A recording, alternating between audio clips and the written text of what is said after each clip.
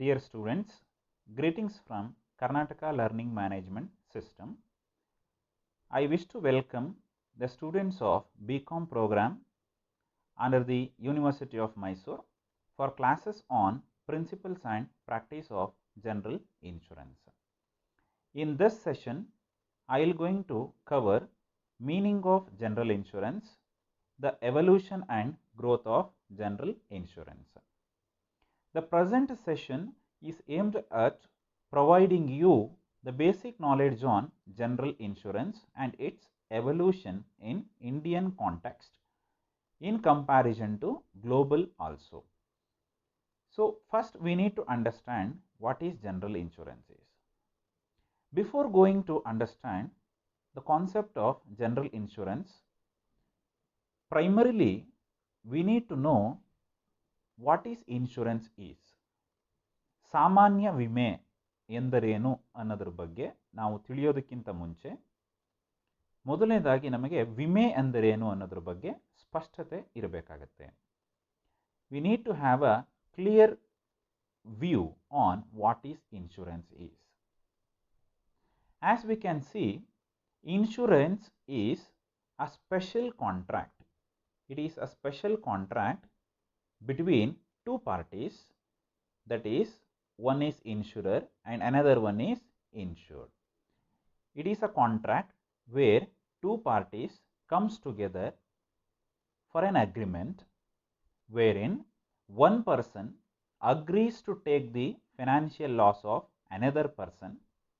For that he receives some consideration in the form of premium.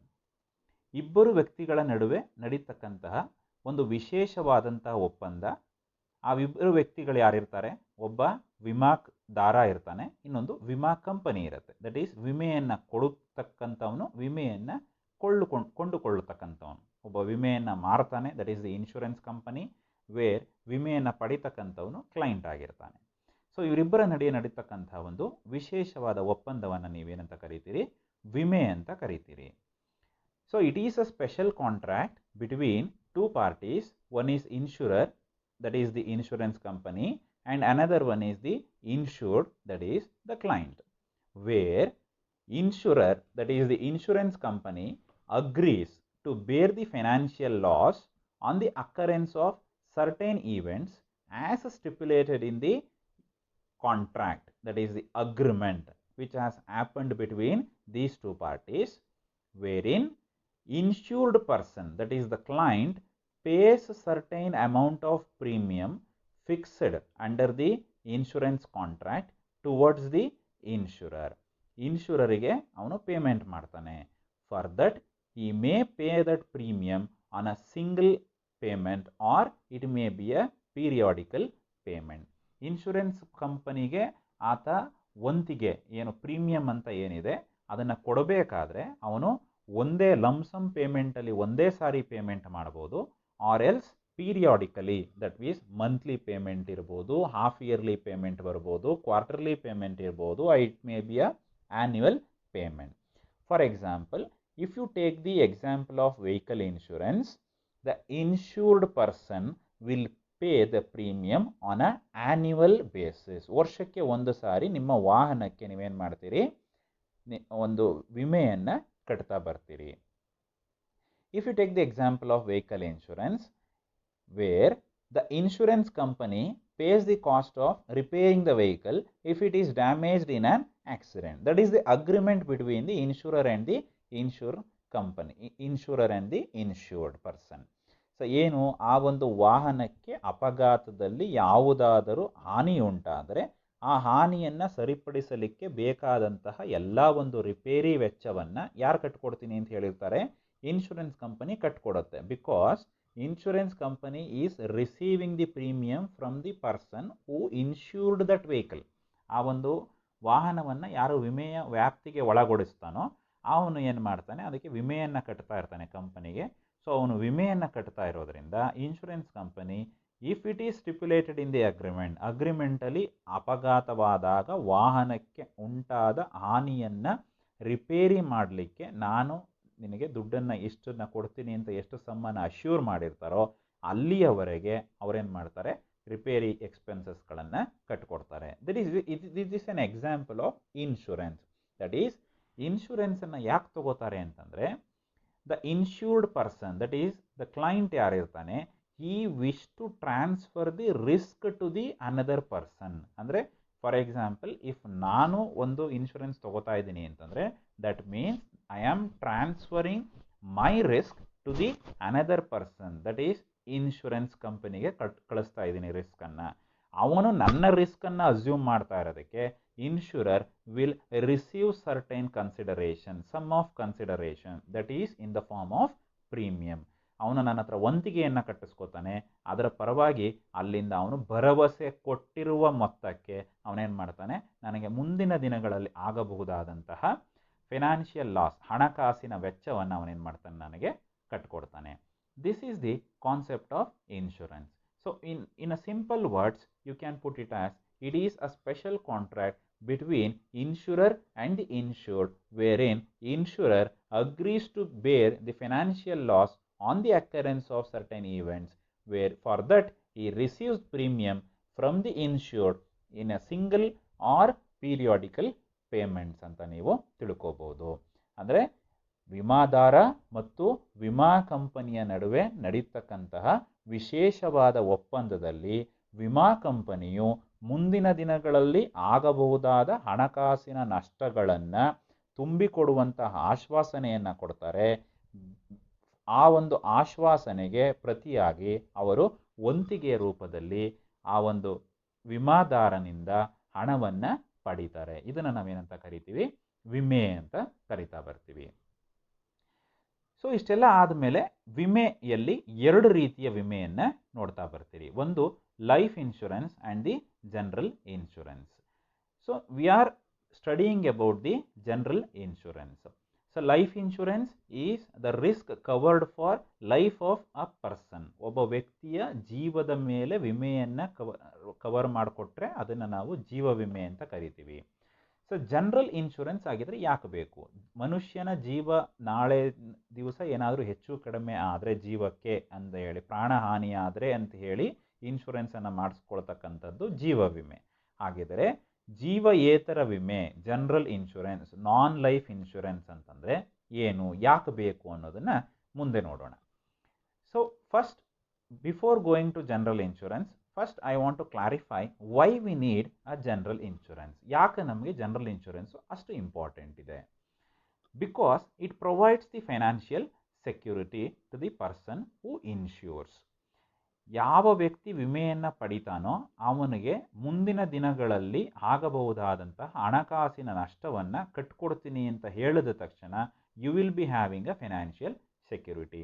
For example, if I say ನಾಳೆ ದಿವಸ ನಿನಗೇನಾದರೂ loss ಆದರೆ ನಾನು ಕಟ್ಕೊಡ್ತೀನಿ ಅಂತ ಹೇಳಿಬಿಟ್ರೆ, ಸೊ ನಿನಗೇನನ್ಸುತ್ತೆ, yes I am secured, because ಅವರು ಹೇಳಿದ್ದಾರೆ ನಾನು ಕಟ್ಕೊಡ್ತೀನಿ ಅಂತ ಹೇಳಿ. ನಾಳೆ ದಿವಸ ನಿನಗೇನಾರು ದುಡ್ಡು ಬೇಕಾದರೆ ನಾನು ಕೊಡ್ತೀನಿ ಅಂತ ಹೇಳಿಬಿಟ್ರೆ you will feel much better because you are secured enough on the financial income. So ಆ ಒಂದು ಇದನ್ನು ಯಾರು ಮಾಡ್ತಾರೆ? ಜನರಲ್ ಇನ್ಶೂರೆನ್ಸ್ ಕಂಪನಿ ಮಾಡುತ್ತೆ. The insurance company will going to take the risk of your financial losses in the future days, and it provides protection against the risk. So as I already said, insurance is a risk giving and a risk assuming contract. ಒಬ್ಬ ರಿಸ್ಕನ್ನು ಇನ್ನೊಬ್ಬನಿಗೆ ಕೊಡ್ತಾನೆ, ಆ ರಿಸ್ಕನ್ನು ಅವನು assume ಮಾಡ್ತಾನೆ. ಅದೇ ಇಲ್ಲಿ ಇರ್ತಕ್ಕಂತಹ ಒಂದು ವಿಶೇಷವಾದ ಒಪ್ಪಂದ. ಸೊ ಹಾಗಾಗಿ ಒಬ್ಬ ವಿಮಾದಾರ ವಿಮೆಯನ್ನು ಯಾರು ಮಾಡಿಸ್ಕೊತಾನೋ ಅವನಿಗೆ ಮುಂದಿನ ದಿನಗಳಲ್ಲಿ ಆಗಬಹುದಾದಂಥ ನಷ್ಟ ಭಯವನ್ನು ಯಾರು ತಗೊಂಡಿರ್ತಾರೆ? ಇನ್ಶೂರೆನ್ಸ್ ಕಂಪನಿ ತಗೊಳುತ್ತೆ. So that I can feel better. ನನ್ನ ಒಂದು ರಿಸ್ಕನ್ನು ಇನ್ನೊಬ್ಬ ತಗೊಂಡಾಗ I can be a free bird, ನಾನು ಅದರಿಂದ ಮುಕ್ತವಾಗಿರ್ಬೋದು. And it avoids the loss burden on part of the insurer. ಯಾರು ಇನ್ಶೂರ್ಡ್, ಯಾರು ಕ್ಲೈಂಟ್ ಇನ್ಶೂರೆನ್ಸನ್ನು ತಗೋತಾನೋ ಅವನಿಗೆ ಆಗ್ತಕ್ಕಂತಹ ಲಾಸ್ ಬರ್ಡನ್ ಅನ್ನೋದು ಅವಾಯ್ಡ್ ಮಾಡುತ್ತೆ. ಫಾರ್ ಎಕ್ಸಾಂಪಲ್, ನೀವು ಇನ್ಶೂರೆನ್ಸ್ ತೊಗೊಂಡಿರ್ತೀರಿ, ನಿಮ್ಗೆ ಎಷ್ಟೊಂದು ಲಾಸ್ ಆಗಿರುತ್ತೆ. ಆ ಲಾಸಲ್ಲಿ certain amount to the extent the insurance company assured, ಅಷ್ಟು ಲಾಸನ್ನು ಅವ್ರು fill ಮಾಡಿಕೊಟ್ಟಾಗ somehow you will feel better. Yes, at least my loss burden has been reduced and it has been shared by the insurance company. And it also protects mortgaged property. So that is the insurance ತಗೊಳ್ಳೋದ್ರಿಂದ ಏನಾಗುತ್ತೆ, you will going to give a protection to the ಪ್ರಾಪರ್ಟಿಗೆ insurance ಮಾಡಿಸ್ತೀರಿ, ಆಸ್ತಿಗಳಿಗೆ ನೀವೇನು ಮಾಡ್ತೀರಿ, insurance ಮಾಡಿಸ್ತೀರಿ. So ಆಗೇನಾಗುತ್ತೆ, your property even though it is damaged, the damaged things can be rebuilt, can be recovered through the insurance which you have taken by paying the premium to the insurance company. So on this part, on this a wider part, so in a holistic approach, these are the 4 things which necessitates the insurance for non-life contents. Non-life contents, it may be a property, it may be a home, it may be a travel insurance, it may be your health. If you take anything for that matter where the risk is involved, ನೀವು ಯಾವುದಾದರೂ ವಿಷಯವನ್ನು ತಗೊಳ್ಳಿ, ಎಲ್ಲೆಲ್ಲಿ ಯಾವುದಾದರೂ risk ಇದ್ದರೆ, ಹಣಕಾಸಿನ ಮುಂದಿನ ದಿನಗಳಲ್ಲಿ ನಿಮಗೆ ಅದರಿಂದ ಏನಾದರೂ ಲಾಸ್ ಆಗುತ್ತೆ, ನಷ್ಟ ಆಗುತ್ತೆ ಎನ್ನುವ ಒಂದು ಭಯ ಎಲ್ಲಿದೆಯೋ ಅಲ್ಲೆಲ್ಲವೂ ಕೂಡ ನೀವೇನು ಮಾಡ್ಬೋದು, ವಿಮೆಯನ್ನು ಮಾಡಿಸ್ಕೋಬೋದು. The most popular in these days is you will take the mobile insurance. So when you are purchasing the mobile insurance in the store or online, so definitely initially itself they will ask for whether you are taking the insurance. So it protects these covers. ನೀವು insurance ತಗೋತೀರಾ, ಈ ಎಲ್ಲ ಕವರನ್ನು ಕೊಡ್ತೀವಿ ಅಂತ ಹೇಳಿ ಹೇಳ್ತಾರೆ. So that is the best example in the present 2021. So first then what is general insurance? ಹಾಗಿದ್ರೆ ಸಾಮಾನ್ಯ ವಿಮೆ ಅಂತಂದರೆ ಏನು? As I said, it is a non life insurance policy. General insurance, to put it in a very simple note, you can call it as non-life insurance. So ನಾನು ಆಗಲೇ ಹೇಳಿದೆ, ವಿಮೆಯಲ್ಲಿ 2 ರೀತಿಯ ಇನ್ಶೂರೆನ್ಸ್ ಇದೆ. ಒಂದು ಜೀವ ವಿಮೆ, ಇನ್ನೊಂದು ಜೀವೇತರ ವಿಮೆ. ಎಲ್ಲ ಜೀವೇತರ ವಿಮೆಗಳು ಕೂಡ ಜನರಲ್ ಇನ್ಶೂರೆನ್ಸ್. ಸೊ ಲೈಫ್ ಅನ್ನೋದಕ್ಕೆ ಬಿಟ್ಟು, if you are taking insurance to any object or any event, it is called as general insurance. General insurance is a non-life insurance policy. For that, those insurance contracts which do not comes under the ambit of life insurance are known as general insurance. ಯಾವುದು ಜೀವ ವಿಮೆಯ ವ್ಯಾಪ್ತಿಯ ಒಳಗಡೆ ಬರುವುದಿಲ್ಲವೋ ಅವೆಲ್ಲವೂ ಕೂಡ ಏನಾಗಿರ್ತವೆ, general insurance contracts ಆಗಿರ್ತವೆ. So meaning is same, that is insurance ಅಂತಂದರೆ it may be a life insurance or it may be a general insurance. Meaning is same, but the life insurance ಅಲ್ಲಿ it provides the risk against the life or the death, where in case of general insurance it provides the risk against the future uncertain events. The insurance policy is a contract entered into between 2 parties, that is the company called the insurer and the policy holder called the insured, and fulfills the requirement enshrined in the Indian Contract Act 1872. This is what the thing which I explained about the insurance is. So insurance ಅಂತಂದ್ರೆ it is a contract, ಒಂದು ಒಪ್ಪಂದ, ಇಬ್ಬರ ನಡುವೆ ನಡೀತಕ್ಕಂತಹ ಒಂದು ಒಪ್ಪಂದ. ಯಾರ್ಯಾರು? Insurer, that is the insurance company, and the insured, that is the policy holder or the client. ಆ ಒಂದು ಒಪ್ಪಂದ it should fulfils the requirements enshrined in the Indian Contract Act 1872. 1872 ಭಾರತೀಯ ಒಪ್ಪಂದ ಕಾಯಿದೆ ಅಂತ ಏನಿದೆ, ಅದರಲ್ಲಿ ಒಪ್ಪಂದ ಅಂತ ಕರಿಬೇಕಾದ್ರೆ ಅದರಲ್ಲಿ ಏನೇನನ್ನು ಅದು ಒಳಗೊಂಡಿರಬೇಕು.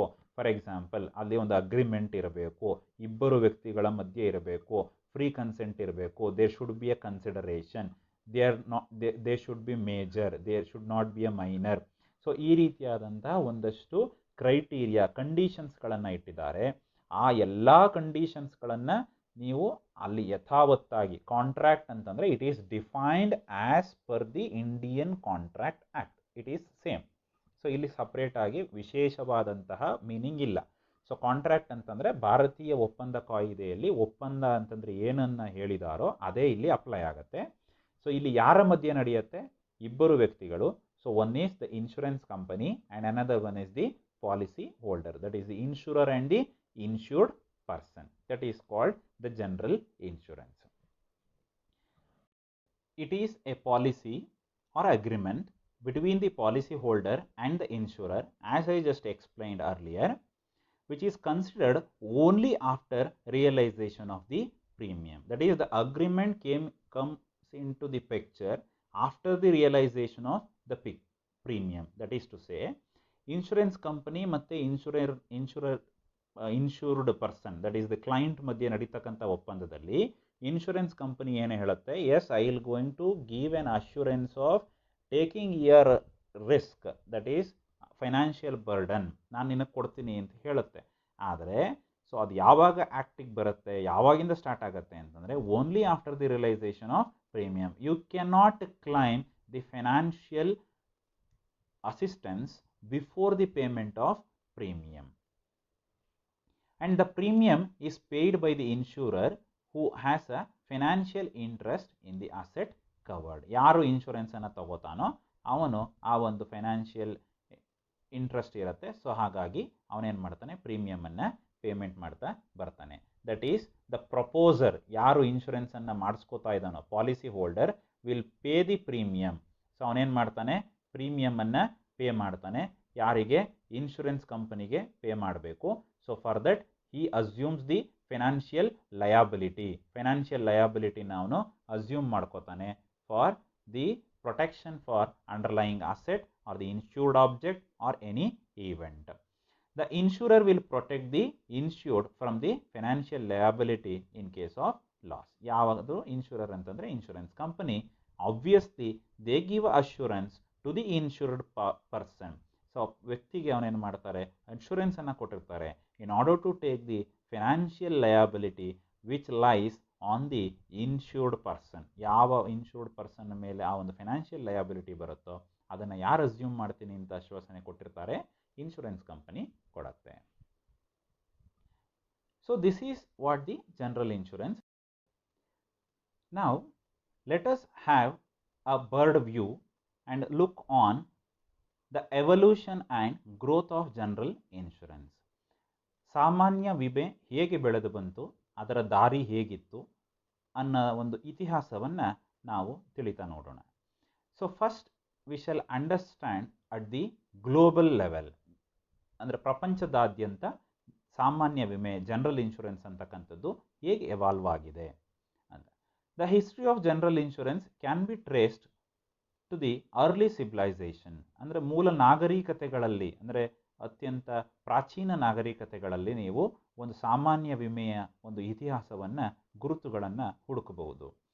As the incidence of losses increased, ಯಾಕೆ ನಿಮಗೆ ಈ ಒಂದು ಜನರಲ್ ಇನ್ಶೂರೆನ್ಸ್ ಆ ಒಂದು ನಾಗರಿಕತೆಯ ಜೊತೆಗೆ ಬೆಳೆದು ಬಂತು ಅಂತಂದರೆ because of the incidence of losses. ನಷ್ಟ ಅನುಭವಿಸುವುದರ ಜೊತೆಗೆ ನಷ್ಟ ಹೇಗೆ ಜಾಸ್ತಿ ಆಗ್ತಾ ಬಂತೋ ಅದರ ಜೊತೆಗೆ ನಾಗರಿಕತೆ ಕೂಡ ಬೆಳೀತಾ ಬಂತು. With the advancement of civilisation slowly the idea and concept of loss pooling and loss sharing started taking roots. So that is the concept, the basic concept behind the general insurance is loss pooling and loss sharing. That is to say, insurance company will going to receive the premium from each and every policy holder, but each and every policy holder will not be get the financial liability because everyone will not get the risk in future. So ಪ್ರತಿಯೊಬ್ಬರಿಗೂ ಕೂಡ, for example ಈಗ ವಾಹನ ಅಪಘಾತಕ್ಕೆ ಒಂದು ವಿಮೆಯನ್ನು ಮಾಡಿಸಿರ್ತೀರಿ, ಹಾಗಿದ್ರೆ ಎಲ್ಲರೂ ವಿಮೆ ಮಾಡಿಸಿರ್ತಾರೆ, ಹಾಗಿದ್ರೆ ಎಲ್ಲ ವಾಹನಗಳಿಗೂ ಅಪಘಾತ ಆಗುತ್ತಾ? ಇಲ್ಲ, ಯಾವುದೋ ಕೆಲವು ವಾಹನಗಳಿಗೆ ಅಪಘಾತ ಆಗುತ್ತೆ, ಅವರಿಗೆ ಆಗ್ತಕ್ಕಂಥ ಒಂದು ಹಣಕಾಸಿನ ನಷ್ಟವನ್ನು ಕೊಡ್ತಾರೆ. ಬಟ್ ಎಲ್ಲರೂ ಪ್ರೀಮಿಯಂ ಕಟ್ತಾರೆ, ಬಟ್ ಯಾರೋ ಅಪಘಾತ ಆಗುತ್ತೋ ಅವರಿಗೆ ಮಾತ್ರ ಆ ಒಂದು ಅಶ್ಯೂರ್ಡ್ ಅಮೌಂಟಿಗೆ ಇನ್ಶೂರೆನ್ಸ್ ಪೇಮೆಂಟ್ ಆಗುತ್ತೆ. ಸೊ ಹಾಗಾಗಿ it is a concept of loss pooling and loss sharing among the stake holders. So ಆರ್ಯರ ಕಾಲಕ್ಕೆ ನೀವು ಹೋಗೋದಾದರೆ through their cooperatives practice the loss of profit insurance. Loss of profit insurance ಅಂತಂದರೆ ಮುಂದಿನ ದಿನಗಳಲ್ಲಿ ನನಗೆ ಆಗಬಹುದಾದಂತಹ ಲಾಭದ ನಷ್ಟ, ನನಗೆ 100 ರೂಪಾಯಿ ಲಾಭ ಬರಬೇಕಿತ್ತು, ಬಟ್ ಆ ಲಾಭ ಬರಲಿಲ್ಲ ಅಂತಂದರೆ ನಾವೆಲ್ಲರೂ ಅದನ್ನು ಹಂಚಿಕೊಳ್ಳೋಣ ಅನ್ನುವಂತಹ ಆ ಶೇರಿಂಗ್ ಪ್ರಿನ್ಸಿಪಲ್ಸನ್ನು ನೀವು ಆರ್ಯನ್ಸಲ್ಲಿ ನೋಡ್ತಾ ಬರ್ತೀರಿ. where in case of Mediterranean merchants also practiced insurance from as early as 4th century BC through the issue of bottomry bonds, which is an advance of money in a ship during the period of voyage, repayable on the arrival of the ship. This can be seen in the Mediterranean merchants. So Mediterranean ವ್ಯಾಪಾರಸ್ಥರು ಏನಿದ್ರು ಅವರು ಕೂಡ ಒಂದು ವಿಮೆಯನ್ನು practice ಮಾಡಿದ್ರು. ಯಾವಾಗ 4th ಸೆಂಚುರಿನಲ್ಲೇ practice ಮಾಡಿದ್ದಾರೆ. ಯಾವುದರ ಮೂಲಕ ಬಾಟಮ್ರಿ ಬಾಂಡ್ಸ್ ಅಂತಕ್ಕಂಥದ್ದನ್ನು ಇಶ್ಯೂ ಮಾಡ್ತಿದ್ರು. ಸೊ ಅದು ಏನು ಅಂತಂದರೆ it is like giving money. So ಒಂದು ಅಡ್ವಾನ್ಸ್ ಮಾಡ್ತಕ್ಕಂಥದ್ದು ಮನಿಯನ್ನು ಎಲ್ಲಿ ಆ ಒಂದು ಶಿಪ್ಗಳಲ್ಲಿ ಡ್ಯೂರಿಂಗ್ ದಿ ಪೀರಿಯಡ್ ಆಫ್ ವೊಯೇಜ್, ಅಂದರೆ ಸಮುದ್ರದಲ್ಲಿ ಹಡಗಿನ ಪ್ರಯಾಣದ ಸಮಯದಲ್ಲಿ. ಸೊ ಅದನ್ನೇನು ಮಾಡ್ತಾಯಿದ್ರು, ವಾಪಸ್ಸು ಆ ಶಿಪ್ ವಾಪಸ್ ಬಂದಾಗ ಅದನ್ನು ರೀಪೇಮೆಂಟ್ ಮಾಡುವಂತಹ ಒಂದು ಕಂಡೀಷನ್. ಸೊ ಇದನ್ನು ನಾವು ಎಲ್ಲಿ ನೋಡ್ಬೋದು, ಮೆಡಿಟರೇನಿಯನ್ ಪೀರಿಯಡ್ಗಳಲ್ಲಿ ನೋಡ್ತಾ ಬರ್ಬೋದು. Where in case of marine insurance ಅಂತಂದರೆ ಸಾಗರ ವಿಮೆ, ಕಡಲ ವಿಮೆ ಅಂತ ಕರಿತೀರಿ. So this is the oldest type of insurance originated in England. ಯಾಕೆ ಅಂತಂದರೆ ಸಮುದ್ರಯಾನದಲ್ಲಿ ಅತ್ಯಂತ ಹೆಚ್ಚು ರಿಸ್ಕ್ ಇತ್ತು ಅಂದಿನ ದಿನಮಾನಕ್ಕೆ. ಸೊ ನೀವು ನೋಡೋದಾದರೆ if you go back to the as early as 12th century to 4th century, so ಆ ಟೈಮಲ್ಲಿ ನೀವು ನೋಡೋದಾದರೆ ಇವತ್ತಿನ ದಿವಸ ವಿಮಾನಯಾನ ಇದೆ, ರೋಡ್ ವೇಸ್ ಎಲ್ಲ ತುಂಬ ಚೆನ್ನಾಗಿದೆ. ಅವತ್ತಿನ ದಿನಗಳಲ್ಲಿ ಒಂದು ದೇಶದಿಂದ ಇನ್ನೊಂದು ದೇಶಕ್ಕೆ ನೀವು ಪ್ರಯಾಣ ಬೆಳೆಸ್ತಕ್ಕಂಥದ್ದು, ಆ ಒಂದು ಗೂಡ್ಸ್ ಮೂವ್ಮೆಂಟ್ ಆಗ್ತಕ್ಕಂಥದ್ದು, ಸರಕುಗಳನ್ನು ಸಾಗಣೆ ಮಾಡ್ತಕ್ಕಂಥದ್ದೆಲ್ಲ ಅತಿ ಹೆಚ್ಚು ನಡೀತಾ ಇದ್ದಲ್ಲಿ ಸಮುದ್ರದ ಮೂಲಕ, ಕಡಲಿನ ಮೂಲಕ. ಸೊ ಹಾಗಾಗಿ marine insurance is the oldest type of insurance policy which is originated in England as early as in the 12th century. The earliest transaction of insurance as practiced today can be traced back to the 14th century in Italy. So ಇವತ್ತಿನ ದಿವಸ ನಾವು ಯಾವ ಒಂದು ವಿಮೆ ಪ್ರಕಾರವನ್ನು ಬಳಸ್ತಾ ಇದ್ದೀವೋ ಎಲ್ಲಿ ಸಮುದ್ರಯಾನದಲ್ಲಿ, so ಆ ಒಂದು ರೀತಿಯಾದಂಥ ವಿಮೆಯನ್ನು ಎಲ್ಲಿ ನೋಡಬಹುದು ನೀವು 14ನೇ ಶತಮಾನದಲ್ಲಿ ಇಟಲಿನಲ್ಲಿ ನೋಡ್ಬೋದು. So it dates back to the industrial ರೆವಲ್ಯೂಷನ್ನಲ್ಲೂ ಕೂಡ ನೀವು ಇದನ್ನು ನೋಡ್ತೀರಿ, which took place in the western part of the globe. Western ಕಂಟ್ರೀಸಲ್ಲಿ ಆದಂತಹ ಕೈಗಾರಿಕಾ ಕ್ರಾಂತಿಯಲ್ಲಿ ನೀವು ಇದನ್ನು ನೋಡ್ಬೋದು. That is sea faring trade and commerce in the 7th century. 7ನೇ ಶತಮಾನದಿಂದ ಮುಂದಕ್ಕೆ ನಡೀತಕ್ಕಂತಹ ಆ ಒಂದು ಕಡಲಿನ ಆಚೆ, ಸಮುದ್ರದಿಂದ ಆಚೆ ಬಂದು, ಅಂದರೆ ಒಂದು ದೇಶದಿಂದ ಮತ್ತೊಂದು ದೇಶದ ನಡುವೆ ವ್ಯಾಪಾರ ಮತ್ತು ವಾಣಿಜ್ಯ ಒಂದು ಕಾರ್ಯಗಳು ಮತ್ತು ಕೆಲಸಗಳು ಏನು ನಡೀತಾ ಬಂದವು, ಆ ಟೈಮಲ್ಲಿ ನೀವು ಈ ಒಂದು ವಿಮೆಯನ್ನು ನೋಡ್ತಾ ಬರ್ಬೋದು. These are the things which you can have a look in around the globe. ಪ್ರಪಂಚದಾದ್ಯಂತ ಹೇಗೆ ಒಂದು ಸಾಮಾನ್ಯ ವಿಮೆಯ ಗುರುತುಗಳನ್ನು ನಾವು ಗುರುತಿಸ್ಬೋದು. In the Indian context, the evidence of insurance in some form can be traced as early as from the Aryan period. ಆರ್ಯರ ಒಂದು ಕಾಲದಲ್ಲಿ ಈ ಒಂದು ವಿಮೆಯ ಒಂದಷ್ಟು ಕುರುಹುಗಳನ್ನು ನಾವು ಗಮನಿಸ್ತಾ ಬರ್ಬೋದು. ಅಂದರೆ ಹೇಗೆ ವಿಮೆ ಆ ಒಂದು ಕಾಲದಲ್ಲಿ ಇತ್ತು ಅಂತಕ್ಕಂಥದ್ದನ್ನು. The British and some of the other foreign insurance companies through their agencies transacted insurance business in India. As we can see in the history, ಇತಿಹಾಸದಲ್ಲಿ ನಾವು ನೋಡುವ ಮಟ್ಟಿಗೆ ಭಾರತದಲ್ಲಿ ವ್ಯಾಪಾರ ಅಂತಕ್ಕಂಥದ್ದು ಅತಿ ಹೆಚ್ಚು ಮುನ್ನೆಲೆಗೆ ಬಂದಂಥದ್ದು ಭಾರತಕ್ಕೆ ಬ್ರಿಟಿಷರ ಆಗಮನದ ನಂತರ. ಸೊ ಹಾಗಿರುವಾಗ British people who are well versed in the business practices, they transacted the insurance business in India. The first general insurance company in India was the Triton Insurance Company Limited, which was established in Calcutta in 1850 AD with the British holding major share. So ಅಂದರೆ ಆ ಬ್ರಿಟಿಷರ ಒಂದು major ಶೇರ್ನ ಹೋಲ್ಡಿಂಗನ ಜೊತೆಗೆ ಆದಂತಹ ಮೊದಲ ಒಂದು general insurance ಸಾಮಾನ್ಯ ವಿಮಾ ಕಂಪನಿ ಯಾವುದಪ್ಪ ಭಾರತದಲ್ಲಿ ಅಂತಂದರೆ ಟ್ರಿಟಾನ್ ಇನ್ಶೂರೆನ್ಸ್ ಕಂಪನಿ. ಎಲ್ಲಿ ಎಸ್ಟಾಬ್ಲಿಷ್ ಆಯಿತು? ಕಲ್ಕಟ್ಟಾದಲ್ಲಿ. ಬಟ್ ಇದರ ಅತ್ಯಂತ ಹೆಚ್ಚು ಓನರ್ಶಿಪ್ ಯಾರ್ದಿತ್ತು ಇದರಲ್ಲಿ ಅಂತಂದರೆ ಬ್ರಿಟಿಷರದೇ ಇತ್ತು. The first general insurance company by Indian promoters, ಭಾರತೀಯ ಪ್ರವರ್ತಕರಿಂದ ಆದಂತಹ ಮೊದಲ ಸಾಮಾನ್ಯ ಒಂದು ವಿಮಾ ಕಂಪನಿ ಯಾವುದು ಅಂತಂದರೆ Indian Mercantile Insurance company, which was started in Bombay during 1906-07. So 1906 ಮತ್ತು 7ರಲ್ಲಿ ಸ್ಥಾಪನೆಯಾದಂತಹ Indian Mercantile Insurance Company Limited ಎಲ್ಲಿ ಬಾಂಬೆನಲ್ಲಿ ಆದಂತಹ ಕಂಪನಿ. ಇದು ಮೊದಲ ಕಂಪನಿ ಯಾವುದು, ಭಾರತೀಯ ಪ್ರವರ್ತಕರಿಂದ ಸ್ಥಾಪನೆಯಾದಂತಹ ಮೊದಲ ಸಾಮಾನ್ಯ ವಿಮಾ ಕಂಪನಿಯಾಗಿದೆ. ಮೊದಲ general insurance company Triton insurance company, which was majorly owned by the British. Indian ownership ಇದ್ದಂತಹ ಕಂಪನಿ ಯಾವುದು, Indian Mercantile Insurance company, which as started in 1906-07. Following the first world, ಮೊದಲ ಒಂದು ಪ್ರಪಂಚ ಯುದ್ಧದ ನಂತರ several foreign insurance companies started insurance business in India, capturing about 40% of the insurance market in India at the time of independence. ಭಾರತದ ಸ್ವಾತಂತ್ರ್ಯ ಸಮಯದಲ್ಲಿ even the market of the insurance companies were very less. So ಅಂದರೆ ಆವತ್ತಿನ ದಿನಮಾನಗಳಲ್ಲಿ ಭಾರತೀಯ ವಿಮಾ ಮಾರುಕಟ್ಟೆ ತುಂಬ ಅತ್ಯಂತ ಚಿಕ್ಕದಾದ ವ್ಯಾಪ್ತಿಯನ್ನು ಹೊಂದಿತ್ತು.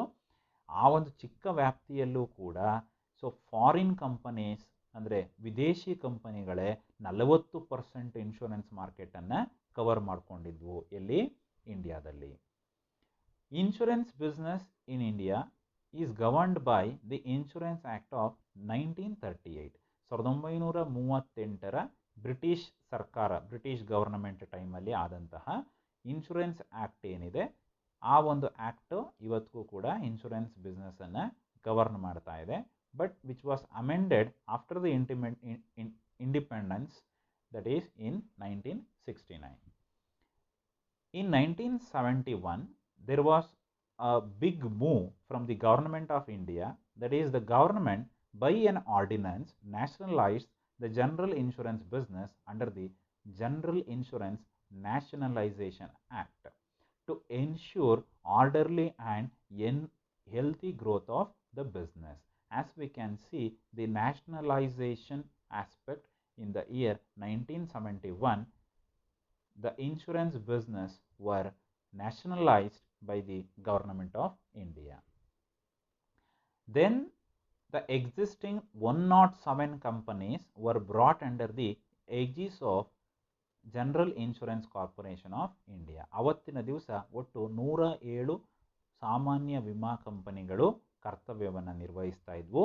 ಅವೆಲ್ಲವನ್ನೂ ಕೂಡ ಒಂದು ಅಂಬ್ರೆಲ್ಲಾ ಒಳಗಡೆ, ಒಂದು ಕಂಪನಿಯ ಒಳಗಡೆ ತಗೋಬರ್ತಾರೆ. ಜನರಲ್ ಇನ್ಶೂರೆನ್ಸ್ ಕಾರ್ಪೊರೇಷನ್ ಆಫ್ ಇಂಡಿಯಾದ ಒಳಗಡೆ ತಗೋಬರ್ತಾರೆ. The GIC was thus entrusted with the responsibility of superintending, controlling and ensuring smooth and healthy conduct of general insurance business in India, along with its 4 subsidiaries in all the zones in India. So ನಮ್ಮ ದೇಶದಾದ್ಯಂತ ಒಂದು ಒಳ್ಳೆಯ ರೀತಿಯ ಒಂದು ಆರೋಗ್ಯಯುತವಾದ ಒಂದು ಸಾಮಾನ್ಯ ವಿಮೆ ಪದ್ಧತಿಯನ್ನು, ಆಚರಣೆಗಳನ್ನು ಕೊಡಬೇಕು ಅಂತಂದರೆ, so they felt that these 107 companies to be nationalised. ಆ ಒಂದು ಡಿಸಿಷನನ್ನು ತಗೋತಾರೆ ಥ್ರೂ ದಿ ಆರ್ಡಿನೆನ್ಸ್, ಸುಗ್ರೀವಾಜ್ಞೆಯ ಮೂಲಕ. So that is general insurance nationalisation act of 1972, where the General Insurance Corporation of India was entrusted to supervise and control the general insurance business all over the parts of the country through its 4 subsidiaries. 4 subsidiary ಕಂಪನಿಯಾಗಿ ಅದನ್ನು divide ಮಾಡ್ತಾರೆ. So ಆ 4 subsidiary ಏನು ಅಂತಕ್ಕಂಥದ್ದನ್ನು ನೋಡ್ತಾ ಬರೋಣ.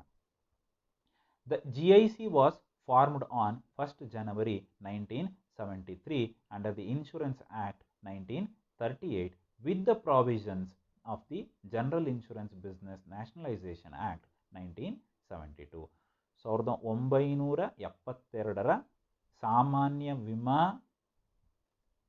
Nationalisation act, ರಾಷ್ಟ್ರೀಕರಣ ಕಾಯಿದೆಯ ಅನ್ವಯ, ಅದರಲ್ಲಿ ಕೊಡಲಾದಂತಹ ಒಂದಷ್ಟು ಪ್ರಾವಿಷನ್ ಅನ್ವಯ ನೀವೇನು ಸರ್ಕಾರ ಏನು ಮಾಡುತ್ತೆ, ಜನರಲ್ ಇನ್ಶೂರೆನ್ಸ್ ಕಾರ್ಪೊರೇಷನನ್ನು ಫಾರ್ಮ್ ಮಾಡ್ತಾ ಬರುತ್ತೆ in the year 1973, all the existing companies carrying on general insurance business in India were merged under the Section 16 of the Nationalization Act and notified by the government on 31st 12, 1972. Thus, from 1/1/1973, the four subsidiaries of business started insurance operation around the country. So ಏನು 4 ಸಬ್ಸಿಡಿಯರಿಗಳನ್ನು form ಮಾಡ್ತಾರೆ, ಅವು ಯಾವುದರ ಜೊತೆಗೆ general insurance corporation ಅನ್ನು ಒಟ್ಟಿಗೂಡಿ ಅವೇನು ಮಾಡ್ತವೆ, ಆ ಒಂದು ಇನ್ಶೂರೆನ್ಸ್ ಬಿಸ್ನೆಸ್ಸನ್ನು ನೋಡ್ತಾ ಬರ್ತವೆ. ಆ 4 ಇನ್ಶೂರೆನ್ಸ್ ಕಂಪನಿಗಳು ಯಾವುದು ಅಂತಂದರೆ, as you can see in the world, they are the leaders in the general insurance business all around the country. So ನಮ್ಮ ದೇಶದ ಮೂಲೆ ಮೂಲೆಯಲ್ಲೂ ಕೂಡ ನೀವು ಈ 4 ಕಂಪನಿಯ ಒಂದು ವ್ಯವಹಾರವನ್ನು ನೋಡ್ತಾ ಬರ್ತಿದ್ದೀರಿ. If you just look onto your vehicle insurance policy, many you have a insurance of any one of these. That is National Insurance Company, Oriental Insurance Company, the New India Assurance Company, and the United India Insurance Company Limited. These are the 4 subsidiaries which was formed in the year 1972 as per the Nationalization Act of Government of India in order to carry out the smooth functioning of insurance business, that is general insurance business, around the parts of country. Following the convergence of the financial services and the financial institutions, the Indian government also initiated reforms based on the recommendations made in the report of the Malhotra Committee set up in 1993. That is to say, in the year 1991, our country has opened its economy to the global level. So, LPG, liberalization, privatization and globalization. So, before 1991, before the inception of LPG, there was a concept called nationalization. After the inception of 1991, you will see the privatization and the liberalization and the globalization of the various sectors of the business. So following that convergence, in that period, so government set up a committee under the head of Malhotra in the year 1993. As a result of the insurance sector was opened up to the private participation to make the sector efficient, vibrant and competitive. So in order to be more economical, more opened economic policy, the committee suggested the government to open the insurance sector to the private players, private participation. So the decision was taken by the government to open the private people to the insurance company. In 2002, with the passage of Insurance Amendment Bill, all the 4 public sector companies were delinked from GIC and are functioning as independent companies since then. So 2002ನೇ ಇಸ್ವಿಯವರೆಗೆ so ಆ ಒಂದು 4 subsidiary ಏನಿದ್ವು, United India Assurance Company, Oriental, New India, so ಆ ಎಲ್ಲ ಕಂಪನಿಗಳು ಕೂಡ 4 ಕಂಪನಿಗಳು ಯಾರ ಅಂಡರಲ್ಲಿ ವರ್ಕ್ ಮಾಡ್ತಾ ಇದ್ವು, ಜನರಲ್ ಇನ್ಶೂರೆನ್ಸ್ ಕಂಪನಿಯ ಕಾರ್ಪೊರೇಷನ್ ಅಂಡರಲ್ಲಿ ವರ್ಕ್ ಮಾಡ್ತಾ ಇದ್ವು. So in the year 2002, they all 4 companies were separated and they gave a power of functioning as independent companies. At present, the Insurance Regulatory and Development Authority, shortly known as IRDA, is the statutory body entrusted with the responsibility of regulating the insurance business in India, as well as ensuring orderly development and growth of the insurance business in the country. The primary concern of the IRDA is to protect the interest of the policy holder. So, to sum up, a non-life insurance policy which aims at assuming the risk of insured in the case of agreed situation or losses. The general insurance in India was nationalized with the General Insurance Business Act 1972, and it led to set of GIC, that is General Insurance Corporation, and its 4 subsidiaries. With the growing business world, the government has opened up the insurance sector to the private players in the year 1993, based on the recommendations of Malhotra Committee. Now, the many private players, including banks and other financial institutions, are engaged themselves in providing a healthy insurance services in Indian insurance business. This sector is regulated and controlled by a statutory authority called Insurance Regulatory and Development Authority, which is aimed at and has a thought of protecting the interest of the policy holder. So ಒಂದು ಜೀವಯೇತರ ವಿಮೆ ಅಂತಕ್ಕಂಥ ಒಂದು ಸಾಮಾನ್ಯ ವಿಮೆಯಲ್ಲಿ ನಾವು ಆ ಒಂದು ಇತಿಹಾಸದಲ್ಲಿ ಜನರಲ್ ಇನ್ಶೂರೆನ್ಸ್ ಕಾರ್ಪೊರೇಷನ್ ಅನ್ನು ಸ್ಥಾಪನೆ ಮಾಡೋದರಿಂದ ಹಿಡಿದು ಆ ಒಂದು ಭಾರತದ ಒಂದು ವಿಮಾ ಮಾರುಕಟ್ಟೆಯನ್ನು 1993ರಲ್ಲಿ ಪ್ರೈವೇಟ್ ಪ್ಲೇಯರ್ಸ್, ಖಾಸಗಿ ಕಂಪನಿಗಳಿಗೆ ಓಪನ್ ಮಾಡಿ ಕೊಡ್ತೀವಿ. ಸೊ ಈಗ at present the insurance business is regulated by the statutory authority called IRDA. So these are some references which you can have a look over it to have a better understanding, more reading for your insurance about the general insurance and its evolution in the Indian context. Thank you.